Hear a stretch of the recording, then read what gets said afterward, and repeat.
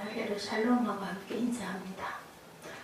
자, 할렐루야 샬롬합니다. 할렐루야 샬롬 샬롬 샬롬 샬롬 샬롬 샬롬. 하나님 사랑합니다. 여러분 주 안에서 사랑합니다. 오늘 제목 절망은 소망으로이죠. 예. 우리 히브리서 11장 31절 말씀 한 절 가지고 우리 함께 은혜를 나누는데, 누가요? 저는 여기 앞에 붙였어요. By faith, 믿음으로 누가 라합이 무엇을? 절망을 소망으로 바꿨습니다.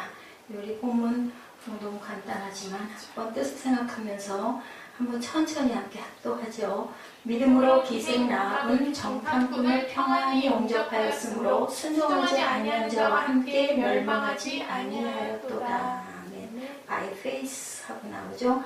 믿음으로 기생 라합은 정탐꾼을 평안히 영접하였으므로, 어떻게 불안해하면서 걱정하면서 근심하면서 맞이한 게 아니라 평안하게 영접했다. 곳으로 믿음으로. 그렇게 함으로 인하여 이 가정이 살아나는, 여리고에서 유일하게 사는 가정이 된 것을 우리가 역사 속에서 압니다. 왜 이 라합은 이렇게 성경을 통해 끝까지 지금까지 기림을 받고 높임을 받게 되었나? 무엇 때문에? By faith, 믿음 때문에. 아멘. 여리고성을 점령하기 전에 이스라엘 백성들이 누구를? 두 정탐꾼들을 보내죠. 이 스파이 둘이 자기네 집에 숨겨두어서 무사히 뭐를 창문으로 뭐를 밧줄을 내려서 도망을 가게 하는 그러한 일. 어디다 감췄다가 지붕 위에 아마 그 이스라엘 여리고에 있는 그 가정들도 그 위에 그 지붕의 뚜껑이 그렇게 좀 쉽게 집대 같은 걸로 이렇게 엮어놨던가 보죠. 그 사이에다가 정탐꾼 둘을 숨겨주고, 그리고 줄을 내려보내가지고 도망을 가게 해주는 그러한 일을 우리가 압니다. 말하자면 뭐예요? 나라를 배신한 매국노, 팔아먹은 매국노. 우리나라에도 하나 있죠? 임진왜란 때 누구? 기생, 논개. 이 논개는 어떻게 했어요? 진주성을 함락시키고 기쁘다고 외장들이 자축연을 벌일 때 그 논개가 거기에 기생이니까 수청을 들러 초청을 받아서 가죠. 이 논개가 10손가락에다가 그 가락지들을 끼고 촉송으로 가는 정자에서 잔치연이 베풀어질 때 적장을 껴안고 손가락지가 빠지지 않게 꽉 움켜쥐고는 함께 어디에? 촉성로에서 아래로 남강으로 빠져서 자살을 하는 사건. 그래서 적장을 죽이는 일, 뭐예요? 충신이 되죠? 이런 사건. 지금도 아주 우리가 굉장히 기념토로 남아있다고 합니다. 이걸로 보면 지금 이 라합과 론게는 반대예요. 론게는 우리나라를 위해서 일본 적장을 죽이려고 그렇게 껴안고 뛰어내렸고, 이 지금 라합은 자기 나라를 배신하고, 그죠? 그 외국에 우리 그 여리고성을 함락시키려고 하는 정탐꾼 둘을 감춰줘서 자기들의 집안이 다 살아나는 일. 그랬으니까 이것은 완전히 나라를 그 고을을 팔아먹은 꼴이 되는데, 성경에서는 이 라합의 믿음을 무엇을? 절망으로 소망을 바꿨다라고 칭찬을 하고 성경에 기록되어 있고, 누구의 그 계보가 돼요? 다윗의 계보가 되죠. 나중에 예수 그리스도의 계보에 오르는 아주 위대한 믿음이라고 칭찬을 하고 있는데, 도대체 무엇 때문에 이렇게 위대한 믿음일까? 자기네 온 성에 있는 모든 사람들이 몰살을 당하게 하는 이러한 그 역적인 일인데, 기생 라합에 대해서 우리가 한번 짚고 넘어갑니다. 라합의 믿음은 어떤 믿음이었을까? 출애굽했던 이야기, 홍해바다를 갈랐던 이야기, 얘기들을 여호수아 2장 10절에 보면 여호수아를 조금 피셔서 함께 보셔야 할 겁니다. 여호수아 2장 10절부터 우리 11절 그 내용을 함께 한번 합독해 보시죠. 새벽 예배가 신명기가 끝나갑니다. 신명기 다음에 여호수아로 들어갈 건데, 우리 그 부분 함께 합독을 하죠. 이는 너희가 애굽에서 나올 때 여호와께서 너희 앞에 홍해물을 마르게 하신 일과 너희가 요단 저쪽에 있는 아모리 사람의 두 왕 시온과 옥에게 행한 일, 곧 그들을 전멸시킨 일을 우리가 들었습니다. 우리가 듣자 곧 마음이 녹았고 너희로 말미암아 사람이 정신을 잃었나니, 너희 하나님 야훼는 위로는 하늘에서도 아래는 땅에서도 하나님이시다. 누가 고백해요? 라합이 이렇게 고백을 해요. 홍해바다 갈린 일, 그리고 그 아모리 사람의 두 왕 시온과 옥에게 행한 일, 그들을 전멸시킬 일들을 우리가 들었다. 애굽에서의 모든 일들도 들었다. 모두 들었을까요? 만나와 메추라기를 먹이고 반석에서 물이 나고 홍해바다도 갈라지고 그리고 뭐 10가지의 재앙으로 인하여서 애굽의 왕을 넉다운시키는 그런 소문을 들었고 그런데 11절에 중요한 얘기는 그로 일 너희로 말미암아 사람들이 모두 다 혼비백산했다라는 얘기. 어떻게 그런 일이 일어날 수 있는가? 너희의 하나님 야훼는 위로는 하늘에서도 아래는 땅에서도. 이게 그 전에 성경에는 뭐라고 나왔냐면 한문으로 표현돼서 상천지하 하늘과 땅의 모든 그것을 땅에서 하나님이시다라고 고백을 해요. 이 라합은 이방 민족이고 하나님을 믿지 않는 이방신을 섬기는 그런 여인이었는데 너희 하나님은 하늘과 땅의 하나님이다. 무소부지하신 하나님이란 거죠. 얘기를 들은 것은 여리고성 사람들도 마찬가지로 다 들었어요. 다 들었는데 반응이 다르죠. 우리가 듣자 곧 마음이 녹았고 너희로 말미암아 사람이 정신을 잃었다. 너무너무 무섭다. 겁이 났다는 거예요. 둘 다 겁에 질려서 간담이 녹이 내렸다고 얘기를 하는데 여리고성 사람들은 문을 꼭꼭 닫고 이스라엘을 대적할 준비들을 했다고 합니다. 그런데 기생라합은 생각이 달랐다. 어떻게 생각이 달랐는가? 자, 이스라엘과 여리고 사람들의 싸움이라고 보지를 않았다라는 거예요. 누구와 싸움일까요? 여리고성 사람들과 누구의 싸움? 상천지하의 하나님과의 싸움이다 라고 생각을 했다는 것이 이 라합의 가문이 구원을 받게 된 계기였다라는 거죠. 자기들과 여리고 사람들의 싸움인데 하나님이 자기네들을 도와주신다고 보통 사람들은 이스라엘 사람들 백성들은 생각을 했지 않겠어요. 근데 라합은 여리고성과 이스라엘 사람들의 싸움이 아니라 여리고성과 하나님의 싸움이라고 이렇게 바라봤다. 그러니까 이스라엘 나라의 나라를 넘겨준 매국 나라기보다는 하나님께 나라를 넘겨준 그러한 통로로서 한 그러한 라합이라고 얘기를 한다는 거죠. 무엇으로? 믿음으로. 자기 나라를 응원하지 않을 사람이 아무도 없는데 우리가 무슨 하나의 경기 하나만 열려도 그죠? 우리가 별로 좋아하지 않아도 다른 나라와 함께 그 어떤 게임을 한다거나 어떤 경기를 하면은 당연히 대한민국 응원을 하게 되고 모두 다 뭐가 돼요? 아주 애국자들이 다 돼요. 특히 외국에서 태국기가 올라가고 하면 다들 눈물을 글썽글썽 하거든요.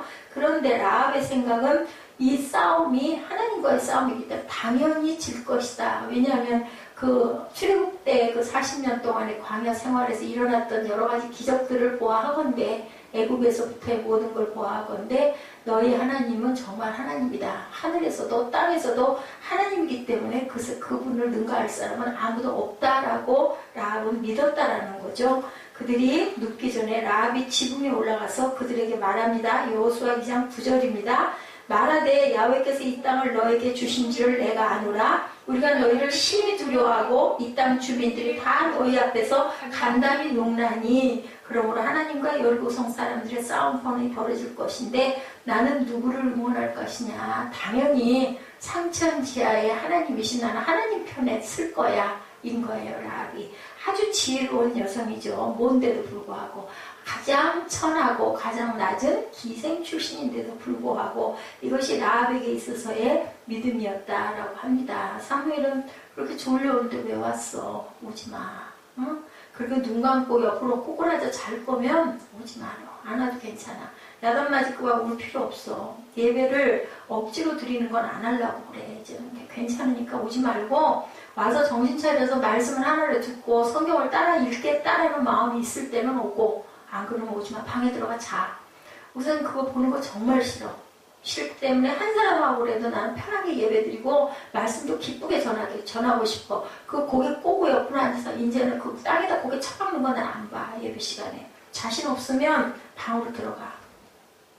하나님이 여리고성을 진멸하신 이유가 뭘까? 그죠? 왜 그래요? 이방신 우상 섬기는 것 때문에 이스라엘의 손을 빌어서 이 여리고성을 점령하게 하신 거예요. 하나님의 역사는 우리 하나님이 사랑하는 선택한 이스라엘 백성이거나 아니면은 외국엔 어떤 나라거나 불구하고 무엇을 아주 악하게 불구할 때는 상대방의 나라를 어떤 도구로 삼아서 그 나라를 치는 역사가 블레셋에도 아수르에서도 바벨론에도 그죠? 페르시아에도 나타나는 하나님이셨어요. 우리 고대 역사를 보면 우리 자녀가 대학을 졸업하고 집에서 펑펑 놀고 있어요. 예를 들면 어느 날 그 딸이 아들이 엄마한테 와서 이제는 직장을 얻어서 돈을 벌겠다라고 엄마한테 얘기해. 엄마는 믿음이 좋은 집사님이에요.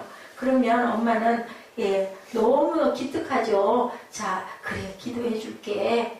열심히 너 돈 벌게 기도해 줄게 라고 그 라합은 말하지 않았다는 거예요. 중요한 부분이 바로 이거예요. 우리가 깊이 생각해 봐야 돼요. 대신에 부모인 자신에게 좋은 방식이 아니라 하나님께 좋은 방식이 무엇인지 기도하겠다라고 대답을 했다라는 겁니다. 제가 하나님, 우리 아들을 정말 사랑합니다. 우리 딸을 사랑합니다. 내 자식이 돈 벌겠다는 목표를 세운 건 정말 기특한데요. 그 자식 속에 죄악을 보니 하나님이 이기시옵소서. 그 라합의 자세가 이랬다. 나는 하나님 편입니다. 하나님이 보시기에 온전하게 이 녀석이 직장을 들어가서 붙어야 되겠으면 붙여주시고, 아니면 떨어져서 고생을 더 많이 해야 되겠으면 광야 40년을 돌리셔도 좋습니다 라고 하나님 뜻 앞에 바로 서게 하옵소서 하고, 이렇게 라합은 기도를 한 게 보통 사람들의 기도와 다르다. 우리 오늘날 교회 나가도 사실은 우리도 그렇잖아요. 내 마음에 소망이 있으면 요것 좀 요렇게 되게 좀 해주시옵소서. 보통 기도들 그렇게 하는데, 라합은 하나님 편에서 그저 하늘의 뜻이 땅에서 이루어지게 하옵소서 하는 기도를 할 줄 알았다는 얘기입니다. 그게 달랐다. 자, 철저하게 돈 벌겠다는 생각을 깨게 하시고, 필요하시다면 실패하시게 하고, 망해도 좋으니까 사람 만들어 주옵소서. 믿음의 아들, 믿음의 딸이 되게 해 주옵소서. 이렇게 기도한 것이 바로 라합의 기도다. 남편이 돈 버느라고 교회 나올 생각도 안 하고 너무 바빠서 이때 라합의 기도는 이러했다. 하나님의 뜻이 이루어지기를 원합니다. 내 남편이 사업으로부터 내 남편의 마음이 떨어지게 해주시고 하나님을 찾게 해주옵소서. 하나님이 이기세요. 난 하나님 편입니다 라고 기도했다는 거예요. 저 남편 어떻게든지 사업에 성공해서 돈 많이 벌어서 우리가 잘 먹고 잘 살게 해주옵소서라는 기도를 한 게 아니라, 저 남편 믿음의 남편 되게 해주옵소서라고 기도한 게 바로 이것이 라합의 믿음이다. 자, 하나님과 나라가 싸움이 붙었어요. 우리가 그랬을 때 우리는 응원을 당연히 우리나라 응원을 하는 게 아니라 하나님의 뜻을 응원할 줄 알아야 된다. 보통 사람들이 잘못하는 게 바로 이걸 착각하고 있는 게 잘못이라는 얘기를 하고 있습니다. 아주 위험한 생각, 나라와 민족을 위한 기도라는 명분을 갖다 붙이면 무조건 옳은 줄 알지만 사무엘이 기도하죠. 나라를 위해 기도하기로 쉬는 죄를 범하지 않게 하옵소서 하고 사무엘상 12장 23절에 말씀합니다. 저는 우리 아들 이름을 사무엘이라고 지으면서 정말 믿음의 아들, 정말 신실한 아들 되게 해 주옵소서 하고 기도를 했어요. 훌륭한 나라의 대단한 그런 사람이 되게 한 게 아니라 정말 사무엘 되게 해 주옵소서 하고 기도를 했습니다. 하나님이 분명히 어떠한, 지금 깜깜해 보이지만 어떠한 기적의 역사를 일으켜서 그렇게 나라와 민족을 위해서 항상 기도하는 그런 아들이 될 줄 믿습니다. 그러나 사무엘이 나라를 위해 기도한다는 것은 이스라엘 백성이 하나님의 공의 편에 서게 해주세요라는 고백을 할 수 있는 민족이 되어달라고 하는 거지, 민족이 잘 먹고 잘 살게 부유한 나라가 되게 해주세요라고 기도해서는 안 된다라는 얘기를 하는 거죠. 예를 들어서 우리나라 같은 경우에 경제적, 윤리적 또는 성적, 아이들의 학교 문화 그 상태 그대로 이 나라가 잘 되어 갈까. 제가 며칠 전에 사무엘 학교를 가서 담임 선생님하고 잠깐 짧게 시간도 별로 없었기 때문에 선생님 너무 바쁘셔서 그 짧은 시간 동안에도 전화 받으시느라고 막 왔다 갔다 하시고, 그래서 거의 한 5분 정도 잠깐 앞머리에 잠깐 얘기할 때 둘이 다 마주 앉아가지고 고개를 덜레덜레 흔들었어요. 요즘 아이들 정말 교육시키기 너무 어렵습니다. 야단을 쳐도 윽박 찔러도 매를 들어도 절대 말 안 듣는다. 어떻게 하다가 이렇게 됐을까요? 우리 때는 우리 얘기하죠. 그 선생님 저보다 나이가 물론 훨씬 더 젊으시지만 저 학교 다닐 때만 해도 그러게요. 저희 때만 해도 우리 자녀 때만 해도 우리 자녀 때가 그 선생님 나이 때예요. 보니 나이가 젊으신 분이니까 보니까 그래도 좀 그랬는데 왜 어떻게 이렇게 나라가 잘 살아지고 이렇게 그저 문명이 발달이 되고 풍요해지고 넉넉해졌는데 아이들은 왜 이렇게 됐을까요? 할 말이 없는 거예요. 어떻게 해야 될 줄을 모르겠다. 정말 보다 정말 심각하다. 죄악이 관영하고 죄악의 열매가 주렁주렁 매달리고 있는 나라에서 잘 먹고 잘 살고 편히 쉬고 편히 놀고 편히 자기만 하면 되겠느냐. 도대체 어떻게 되려고. 저는 정말 할 말이 없어요. 그래서 나라를 위한 기도할 때 경제를 붙들어 주옵소서, 국방을 붙들어 주옵소서가 아니라 하나님의 뜻을 온전하게 이루어가는 나라가 되게 해 주옵소서. 하나님의 나라가 이 땅에 임하게 하여 주옵소서. 우리가 나라를 위한 구국의 기도를 해야 될 때가 바로 지금이 아닌가. 우리 교회도 마찬가지죠. 사람이 한 사람이 있던 두 사람이 있던 사람이 많고 보글보글하면 참 좋죠. 근데 하나님의 온전하신 뜻을 우리가 깨달아 알고 그리고 성경을 알아야 되겠죠. 열심히 하나님의 나라를 구하는 그런 우리 교회가 되게 해 주옵소서. 여기서 단 한 명, 라합 같은 자 한 명만 나와도, 여호수아 같은 자 하나만 나와도, 사무엘 같은 자 하나만 나와도 우리 교회는 하나님 보시기에 아름다운 교회가 될 겁니다. 뭐 숫자적인 것에 연연하지 말아야 된다. 왜냐면 하나님도 그렇게 하셨거든요. 이 라합 하나를 탁 눈에 꽂고 그 라합을 찾으신 사건이 바로 이 말씀이기 때문에 우리가 항상 기도할 때 하나님이 이기세요. 당신의 뜻이 이기기를 바랍니다. 누가 그랬어요? 예수님이 가르쳐 주신 주기도문이 그렇게 되어 있죠. 하늘의 뜻이 땅에서 이루어지이다고 합니다. 무조건 내 나라, 내 집안, 나와 관련된 편을 들지 않았다라는 거죠. 라합이 그렇게 했다. 철저히 하나님 뜻, 하나님의 공의편에 쓴 그러한 뜻이기 때문에 라합이 위대했다. 그래서 라합이 어디로? 사망에서 생명으로 돌아설 수 있게 하여 주시고, 우리 신명기에서 지금 계속 그 말씀을 하고 있는데, 무엇까지도, 내 자손까지도, 내 온 집안까지도 하나님께서는 건지는 역사를 이루게 했다. 우리가 믿음 안에 섰을 때 나만 쓴 게 아니라 내 자녀, 내 가정, 내 가문이 믿음 안에 설 수 있는 하나의 통로가 될 수 있어야 된다. 나만 잘 살고 잘 먹고 나만 천국 가는 게 아니죠. 우리 믿음의 사람들은 함께 가야 합니다. 오늘날 우리는 하나님을 위한다고 하면서 내 편, 내 가정, 내 교회, 그죠? 또한 그 내 나라 편을 들기 일쑤인데 하나님의 공의가 무엇인지 우리는 꼭 알아야 되겠다. 근데 라합은 하나님의 공의 편을 이렇게 들었다. 전쟁이 끝나죠. 라합은 유다 지파의 족장, 예수님의 조상이었던 살몬과 결혼을 한다고 감춰놨던 족장 2명 중에 한 사람하고 결혼을 해요. 예, 그랬는데 살몬과 결혼을 하고 나서 그 이후에 그 가문이 바로 누구로 연결이 돼요? 이세, 다윗의 그 아버지, 할아버지 이세로 연결이 되는 것을 우리가 압니다. 자, 하나님이 영도를 하시면 이스라엘 백성은 가나안 땅으로 그렇게 진입이 돼서 들어가는데 250만 명 중에 한 사람도 순수하게 하나님 이기세요 편 들어본 사람이 없을 때 가장 천한, 가장 화잘것없고 가장 기억에 남지도 않을 기생 여인 하나가 하나님 이기세요 했다라는 거예요. 다들 뭐라 그랬어요? 절대로 그 여리고성 우리가 어떻게 할 수 없을 겁니다. 할 때 라합이 자기의 온 생명을 걸고 투쟁을 하듯이 그 성산꾼들을 감춰주는 역사, 그리고 하나님의 공의를 위해서 기도했다라는 거죠. 하나님 뜻대로 했어요. 나는 죽어도 좋습니다 하는 목숨을 건 투쟁을 했다. 여리고를 점령한 후에 라합은 진 밖에 두어졌다고 여호수아 6장 23절에 증거하고 있어요. 우리 볼까요? 6장 23절입니다. 여호수아 6장 23절입니다. 우리 함께 합독합니다. 정탐한 젊은이들이 들어가서 라합과 그의 부모와 그의 형제와 그에게 속한 모든 것을 이끌어내고 또 그의 친족도 다 이끌어내어 그들을 이스라엘의 진영 밖에 두고, 이렇게 얘기합니다. 자, 이방인이라서 그랬던 것 같아요. 진 밖으로 다 끌어냈다. 자, 여리고성을 무찌른 다음에 하나님께서 250만 명의 시선을 제끼시고 내 딸 라합 어딨니? 하고 찾으셨다는 거, 이 사건 자체가. 예, 진영 바깥에 쓸쓸하게 앉아있는 라합을 하나님께서는 가슴으로 덥석 껴안아 주셨다. 그래서 무슨 사건이 일어난 거예요? 구원이 일어난 거죠. 하나님의 품에 안으시고 라합을 하나님께서 들어서 옮기시는데 어느 자리까지 옮기셨나? 아브라함 옆에 나란히 두셨다. 야고보서 2장 21절에서 25절 말씀 우리 함께 합독합니다. 야고보서 2장 신약입니다. 21절에서 25절까지 우리 함께 읽어보죠. 어떻게 벌써가면서 아브라함 옆에다 두셨는지 라합을 우리 함께 읽어봅니다. 우리 조상 아브라함이 그 아들 이삭을 제단에 바칠 때 행함으로 의롭다 하심을 받은 것이 아니냐. 내가 보거니와 믿음이 그의 행함과 함께 일하고 행함으로 믿음이 온전하게 되었느니라.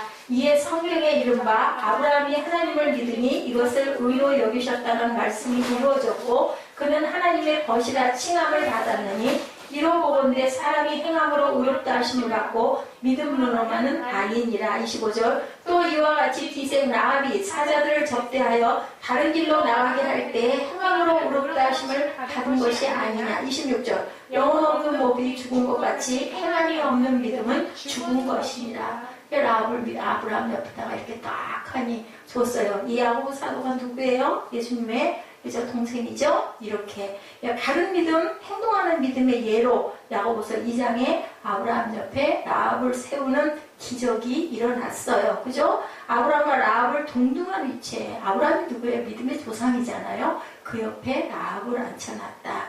자, 히브리서에서는 믿음의 선배들이 계속 나오죠. 이 선배들이 하늘나라에서 차지한 자리 중에 라합이 누구와 이삭과 야곱과 모세와 요셉과 사무엘과 다윗과 이사야와 엘리야와 수없이 많은 믿음의 선배들 옆에다가 동등하게 떡하니 바짝 세워놓으셨다. 얼마나 영광이겠어요. 그죠? 뭐 하나 때문에 하나님 편 한번 들었다가 이렇게 된 거예요. 뭘 그것도 직접 본 것도 아니고 들었어. 소문결에 들었어. 모든 사람은 그냥 두려워서 떨기만 했을 뿐인데 라합은 뭐 했어요? 행했죠. 실천을 했습니다. 입술로 고백을 하고 하나님 나라에서 라합이 차지하는 위치가 바로 그런 위치가 되었다. 자, 아까도 잠깐 예를 들어 말씀드렸지만 하나님 남편이 고통스럽고 괴로운 시절 지나게 될지라도 하나님이 이기시기를 바랍니다 라고 기도할 줄 알아야 된다. 내 남편 손을 들 게 아니라 하나님 이 남편 이거 어떻게 해요? 하나님께서 만드시옵소서 하고 우리는 아주 반대하게 기도할 줄 알아야 된다. 남편이 혹시 망하더라도 예수 똑바로 믿게 해주세요. 구원해 주세요. 하고 우리는 끊임없이 기도해야 된다는 거죠. 눈에 넣어도 아프지 않은 내 자식 잘 되기를 바랍니다만 그 속에 죄악이 있으므로 하나님의 자식을 대치하고 있는데 하나님 내 자식 아무리 고통스러운 일이 주어질지라도 하나님이 이기시기를 바랍니다. 그래서 이 아들을 완전히 뜯어 고쳐주옵소서 하고 우리는 그것이 온전한 기도다. 이 마음을 하나님은 아무것도 하지 않은 기생인 이방 여자인 라합을 들어서 가슴에 안으시고 보좌에서 가장 가까운 자리에 앉혀놓으셨다. 그래서 메시아가 이 땅에 내려오는 족보에 끼게 되죠. 마태복음 1장 5절에 살몬은 라합에게서 보아스를 낳고 보아스는 루데에게서 오벳을 낳고 오벳은 이새를 낳고 이새는 다윗을 낳고 이렇게 이어집니다. 마태복음 1장에 보면 족보가 쭉 나오죠. 더러운 우리 같은 죄인들이 하나님 편에 들어서 하나님께 무슨 도움이 되겠습니까? 그러나 마다하지 않으시고 한없이 기뻐하신다. 누구는 하나님은 아무리 누추하고 아무리 더러운 인생들이라 할지라도 하나님께서는 그 마음을 너무너무 기특하게 여기시고 기뻐하신다라는 것을 우리가 무엇을 통해서 라합의 이야기를 통해서 다시 깨달아 알아야 된다. 그 시대에 그 여리고성을 들어가고 있는 모압 땅 앞에 있는 누가 설교를 그렇게 했다고요? 모세가 자기 유언을 설교하죠. 그때도 뭐예요? 당장 여리고성을 치고 들어가야 되는데 뭐 거기로 들어가라 해서 편하게 들어갈 수 있게 한 게 아니라 전쟁을 당장 해야 되는데 모세는 뭐만 얘기해요? 하나님을 사랑하고 하나님의 계명을 잘 들어라. 말도 안 되는 그러한 설교만 열심히 하고 있었어요. 전쟁 작전을 짠 게 아니라. 그런데 그것은 거기서 생명이 몇십 년이 가든 얼마가 가든 결론은 어디로 가기 때문에 사망에 이르기 때문에 생명이 되려면 하나님의 말씀과 뜻을 듣고 존중을 해야 전쟁에서 싸워서 이기든 전쟁에서 지든 결국은 어디로 가니까 천국에 가야 되니까 하나님의 말씀을 잘 듣고 지켜야 된다라는 모세는 설교를 열심히 했다라는 거예요. 그것이 정확한 답이라는 거죠. 우리가 병에서 이겨도 그죠? 우리가 지금 문명이 발달돼서 뭐 100세 보험이 나오고 있어요. 생명이 연장돼서 10시까지 살던 나이가 뭐 100도 살고 110세도 산다고 하는데 그러면 40년 후에는 어쩔 건데요?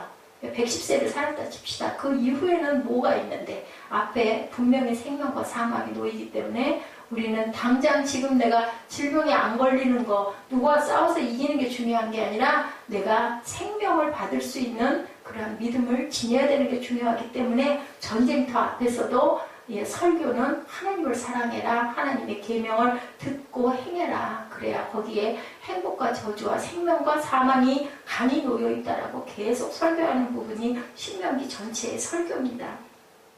모두가 라합 같은 믿음을 우리가 지녀야 무엇을 지닐 수 있다. 지금도 기록되어 있듯이 생명을 지닐 수 있다. 그 시대에 죽었지만 라합은 이렇게 생생하게 살아서 우리가 설교할 때 라합을 부러워하는 마음이 되게 하죠. 항상 나는 하나님 편입니다 하고 응원하고 기도할 줄 아는 저와 여러분 되시기 바랍니다. 29절 30절 우리 본문 조금 위죠. 거기에 말씀하고 있죠. 믿음으로 저희가 홍해를 육지같이 건넜으나 하나님이 홍해를 가르셨던 바닷물이 좌우로 갈라져 벽처럼 쌓이죠. 그날에 이스라엘은 물벽 사이로 마른 땅을 밟으며 홍해를 통과했다고 출애굽기 14장 22절에도 기록되어 있습니다. 여호수아 2장 10절에도 같은 내용이 아까 우리가 함께 읽은 것처럼 기록되어 있죠. 홍해를 마른 땅같이 그것 보고 라합이 정말 당신은 하늘에 땅에 있는 하나밖에 없는 유일한 하나님입니다 라고 이렇게 고백을 했다는 거죠. 하나님께서 여신 길 자체는 남녀노소 누구나 걸었던 길이에요.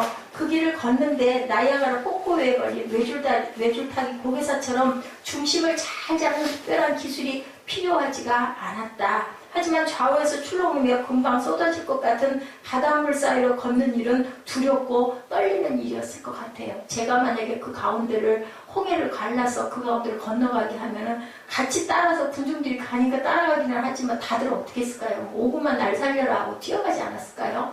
아무렇지도 않게 천천히 걸어가는 사람은 없을 것 같아요. 상상하건대. 그런데 어떻게 했어요? 이 사람들에게는 생명의 길이었는데 뒤에 따라오는 그 애굽의 적장들에게는 무슨 길이에요? 사망의 길이에요. 똑같은 홍해 갈라진 바닷속을 들어가는데도 믿음의 걸음, 믿음의 행진은 생명이고 그 뒤에 죽이려고 쫓아오는 애국 군대들은 사망의 길일 수밖에 없는 게 바로 홍해 바다였다는 것을 우리가 생각할 줄 알아야 된다. 중간은 없어요. 하나님 믿는 것이. 적당히 믿으면 나도 뭐 좀 걸쳐져가지고 구원받겠지는 절대 없다는 걸 우리가 알아야 된다. 자, 이스라엘 공동체는 믿음으로 그 길을 통과하여서 노예 사슬을 완전히 끊어내죠. 믿음은 길이 없는 상황에서도 망할 것 같은 두려움을 이기고 하나님의 인도하심을 따르게 됩니다. 대조적으로 애굽 사람들은 아까도 말씀드린 대로 이것을 시험하다가 여호수아 2장 9절 후반절에 보면 이것을 시험하다 빠져 죽었다라고 기록이 돼 있어요. 우리가 너무 잘 아는 내용이죠. 이 아픈 홍해바다 뒤는 애국의 군대들 어떻게 할 바가 없을 때 모세가 지팡이를 내밀었을 때 바닷물이 갈리는 그러한 역사를 우리가 말씀에서 합니다. 그랬을 때 건너고 난 그 다음에 그냥도 아니에요. 이스라엘 적장들이 그 적병 위에 모를 타고 그 말을 타고 달려서 어디까지 왔을 때 다 들어오고 난 다음에 중간을 넘어 들어오고 난 다음에 딱 바다를 닫아갖고 완전히 수장을 시키고 그 잔재들이 지금 바닷속에서 건져지고 있다고 그러죠. 마차 바퀴가 건져지고 그때 그 부장품들이 지금 아주 속속 나오고 있다고 합니다. 그래서 과학의 발달은 이런 부분에 뒷받침을 해서 정말 다행스럽다. 그냥 얘기가 아니라 실제 있었던 얘기라는 거죠. 야훼 권능으로 영광을 드러내신 길은 그분의 위엄으로 진노를 나타내시는 길이기도 했다.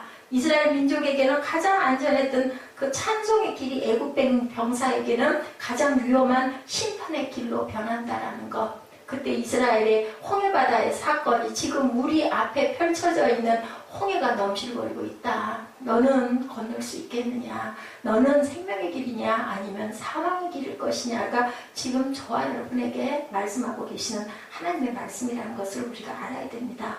라합의 믿음을 닮을래? 아니면 우상을 숭배할래? 내 아들이 뭐가 돼서? 내 아들이 하나의 우상이 돼서 내 명예가, 내 돈이, 아니면 내 출세가, 그죠? 내 자식이 우상이 절대 돼서는 안 되겠죠? 내 남편이 우상이 돼서는 안 됩니다. 우리는 나도 모르게 남편이 우상이 되기도 하고 자식이 우상이 되기도 해요.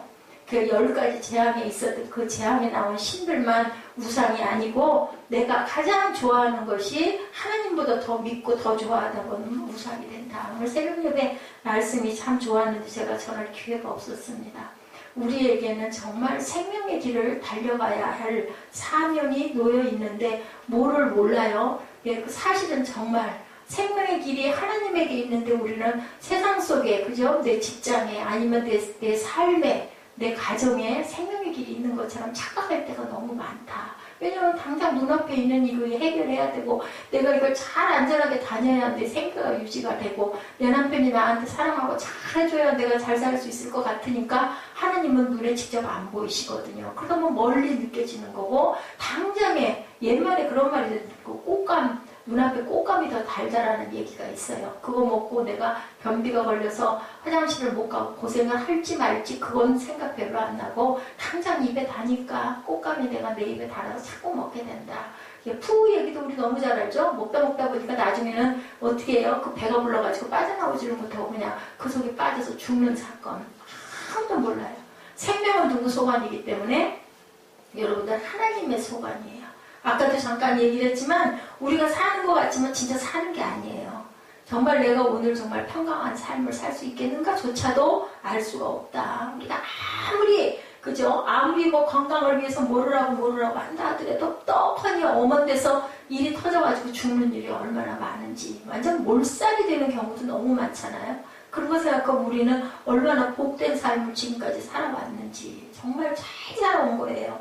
예, 언제 어디서든 하나님을 신뢰하는 자는 뭐를 해요? 생명으로 구원을 얻을 수 있다는 것. 그분을 대적하는 자는 이렇게 수장되는 심판을 받게 된다는 것을 절대 잊지 마시기 바랍니다.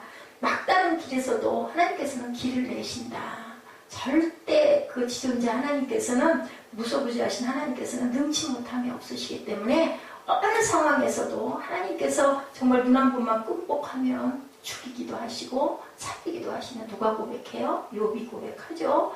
역사상 한 번도 없었고 상상조차 할 수 없었던 살 길이 생겨서 바다가 하나님의 뜻을 가로막기도 하고 열기도 하는 역사를 하나님께서는 주장하신다. 무에서 유를 창조하신 분에게 바다 가운데로 길을 내는 것 중 아무것도 아니다. 아무리 바다가 가로놓여 있어도 하나님이 손 한 번 휘저으시면 아무 상관이 없어지는 거죠. 그래서 하나님과 동행하는 사람은 산의 음침한 골짜기를 걸을지라도 위로를 얻는다. 누가 그걸 고백합니까? 다윗이 왜 그렇게 그 고백을 할 수 있었을까요? 얼마나 목동생활을 하면서 공고한 삶을 살았으면 푸른 초장 그 신의 물가로 나를 인도하신 하나님이라고 누워서 그죠? 고백을 항상 하죠. 그 다윗의 삶이 결코 평탄한 삶이 아니었을 거예요. 시편 23편을 지어서 하나님께 올리는 그 마음이 우리 생각에 너무 아름답잖아요.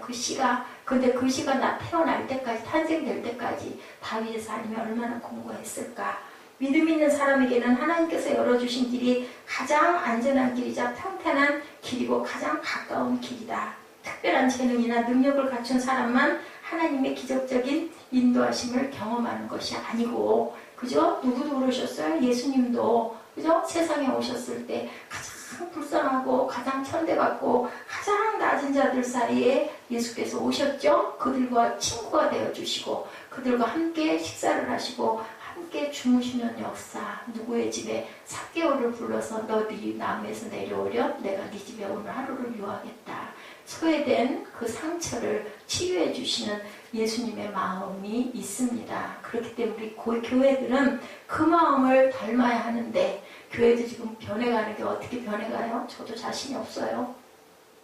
더럽고 헌데나고 문둥병 걸리고 냄새나고 그죠? 그런 사람들 내가 품어 안고 내 교회에서 그죠? 그들을 그죠? 소외시키지 않고 사랑으로 보듬고 그리고 섬기게 되는 그 일을 해야 될 곳이 바로 교회다.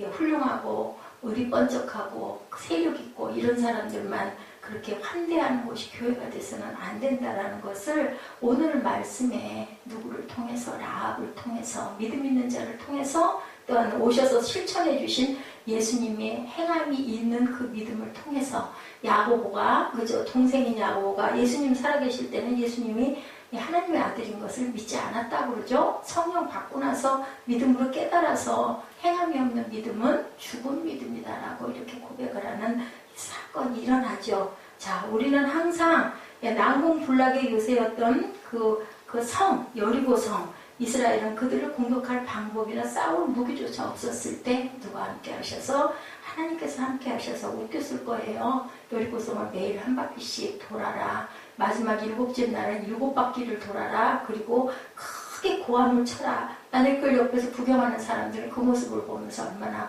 껄껄거리고 비웃었을까. 그죠? 하나님의 놀라운 섭리를 모르는 이 세상 사람들은 다 웃을 수밖에 없어요. 그렇기 때문에 인간의 생각이나 지혜로 하나님을 판단해서도 안 된다. 가장 미련한 것 같고 가장 어리석은 하나님의 방법은 생명을 죽이기도 하시고 살리기도 하시는 하나님이시다. 수월에 내리기도 하시고 천국으로 올리기도 한다는 것이 오늘 말씀의 가장 큰 포인트들입니다. 성도는 힘을 선봉하고 틀에서 벗어나야 한다는 거예요. 예수님을 따르는 성도는 근본적으로 육체대로 싸우는 사람이 절대로 돼서는 안 된다. 말고의 귀를 베었을 때 예수님이 말씀하시죠? 칼을 들면 칼로 망한다고 말씀을 하세요. 하나님 말씀에 순종하는 삶은 고기 굉장히 어리석어 보이지만 그것이 결국은 승리한다라는 것을 오늘 여리고 사람들의 말 없는 이 사건을 통해서 우리에게 귀한 교훈으로 알려주십니다. 전쟁이 애들 장난도 아니고 힘이 없으니 별짓 다 한다고 조롱했던 여리고성은 7바퀴째 완전히 와글로 무너지죠. 나아만 장군의 이야기를 항상 여기서 같이 이런 사건이 있을 때마다 얘기를 합니다. 수치를, 그죠? 근데 그렇게 아주 멋들어지게 하나님이 역사하시는 게 아니라 고난과 어려움과 내 자존을 다 내려놓고 끝까지 갔을 때 하나님께서는 일을 하신다라는 거. 우리가 생각할 때는 하나님이 들어가라고 그랬으면 다 들어가서 잘 살 수 있게 해주시면 될 건데 할 건 다 해야 돼요. 거쳐야 할 것들은 다 거쳐야 된다는 것이 또 하나의 교훈이에요. 아무리 하나님의 길을 간다 할지라도 우리가 선택하고 가는 그 길에 어려움과 아픔과 고통과 사단은 존재한다라는 것을 우리는 또한 알고 가야 된다. 하나님의 말씀을 신뢰하고 진지한 태도로 순종하는 자세는 이 땅을 사랑하는 성도가 소유한 가장 강력한 무기다. 고린도후서 10장 4, 5절에 말씀하고 있습니다. 자, 미래학자들은 시대의 변화는 산술급수적이지 않고 기하급수적이라고 얘기를 합니다. 제가 생각을 해도 그래요. 그죠? 휴대폰이 6개월에 하나씩 모델이 나온다고 한다죠. 과학기술의 발달로 변화되는 속도가 일정하지 않고 갈수록 가속이 돼간다. 그래서 기사들이 따라갈 수가 없대요. 공부할 틈이 없대요. 고치다 보면 3개 또 나오고 3개 또 나오고 이래가지고 그분들이 그걸 따라가기가 힘들다는 얘기를 저도 직접 들었습니다. 자, 한 세대 이전을 돌아본 후에 한 세대 이후의 세계를 상상해 봤을 때 과연 어떤 모습의 사회가 될까?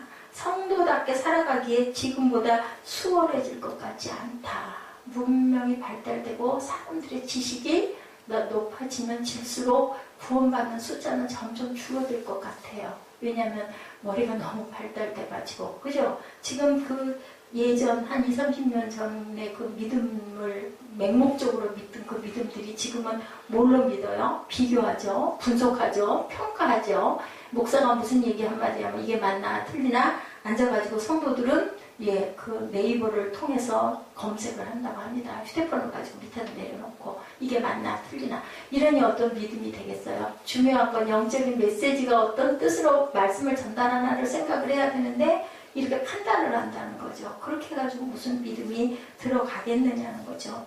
홍해가 어떻게 갈라졌고 여리고성이 어떻게 무너졌는지 우리들은 바다를 헤엄쳐 건널 수 있도록 수영학원에 보내고 전투 실력을 기르도록 지원한다고 해결이 되겠느냐는 거예요. 그게 아니죠. 하나님이 주시는 말씀의 메시지는 우리가 항상 어떻게 해야 된다. 하나님께서 바다 한가운데 길을 내셨으나 그 성도들은 그 길을 성실하게 걸어가야 했다. 뭐가 있어야 된다. 용기가 있어야 되고 믿음이 있어야 된다는 거죠. 두려워서 겁나서 발 못 들여놓으면 결국은 행하지 않으면 죽을 수밖에 없다. 누구에게 죽을까요? 뒤에서 쫓아오는 애국군에게 죽겠죠. 그렇기 때문에 우리는 믿음을 가지고 무엇으로 평안하게 아까 그 라합이 그렇게 고백하죠. 평안 가운데서 그들을 맞았다. 자, 왜 꼭 이렇게만 해야 할까? 믿음의 삶은 생명을 걸라고 요구를 해요. 그죠? 우리의 결단이 필요하다. 하나님이 아무리 붙들어 주시려고 해도 결단은 누가 해야 돼요? 그 본인이 해야 돼요. 영이 내려져서 내가 너를 구해서 내가 너를 쓰겠노라 한다 할지라도 그것을 우리가 믿음으로 받지 않으면 결국은 그 믿음을 우리가 행하고 갈 수가 없다. 믿음의 삶은 때때로 이렇게 생명을 걸라고 하는데 그 생명 걸고 목숨 걸고 순종하는 그 순종이 하나님이 역사하시면 기쁨으로 감당하게 된다는 것, 평안 가운데서 감당하게 된다는 것이 가장 귀합니다. 이스라엘이 6일 동안 매일 한 번씩 성을 돌고 7째 날 6바퀴를 돌 때까지 여리고성은 요지부동이었다는 것. 하나님의 말씀은 성취되지만 성취의 때와 방법은 하나님의 주권에 달렸다고 합국 2장 3절에 고백되어지고 있습니다. 하나님의 때가 되어야 효력이 나타난다는 것. 우리가 살 때와 죽을 때를 알 수 없는 것도 하나님의 주권에 있다는 것. 그렇기 때문에 우리는 뭐 해야 된다? 끝까지 참고 바라볼 줄 알아야 된다. 그런 믿음을 가져야 된다. 라합은 언약 백성이 아니라 하나님께서 심판하기로 작정하신 족속 중에 태어났다는 것도 절대로 잊어버리지 말아라. 게다가 사회에서 천대받는 신분인 기생이었다라는 것. 레위기 19장 29절에 말씀하죠. 출생과 신분 배경이 아주 별 볼 일 없는 그러한 사람이었다라는 것도 절대로 잊어버리지 마라. 이런 그녀가 애굽에서 이스라엘을 구해내신 하나님의 구원 사역을 듣고서 여호와만을 하늘과 땅에 참 하나님으로 영접하신 사건으로 인하여 믿음으로 정탐꾼을 평안히 영접함으로 순종치 아니한 자와 함께 멸망치 아니하고 구원을 얻었다라고 여호수아 6장 25절에 증거하고 있습니다. 주변 사람 모두가 일치단결하여 하나님의 대적편에 섰을 때 그녀는 오로지 혼자 하나님 편에 섰다라는 것. 유대인 혈통인지 이방인 혈통인지 신분이 귀한지 안 귀한지 이런 것을 하나님께서는 절대로 보지 아니하신다라는 것. 그래서 하나님께서는 무엇을 믿음에 실천하는 자를 오늘도 여러분과 저를 통해서 찾고 계신다라는 것을 절대 잊어버리지 마시고 우리 기도하실 때 하나님의 편에 서서 기도할 줄 알아야 되고 하나님의 뜻을 물을 줄 알아야 된다라는 것이 오늘 라합을 통한 하나님의 귀한 증거라는 것을 절대 잊어버리지 마시기 바랍니다. 이것은 그 구약의 시대에 있었던 사건이 아니고요. 오늘 저와 여러분에게 하나님께서 주시는 그 메시지. 라합은 하나님의 역사를 무엇으로 듣고 소문으로 듣고 요단강 갈랐다는 거 눈으로 봤던 누구들도 봤던 그 출애굽했던 백성들도 얼마나 갈팡질팡을 많이 했습니다. 그런데도 불구하고 라합은 듣기만 하고도 그것을 믿었어요.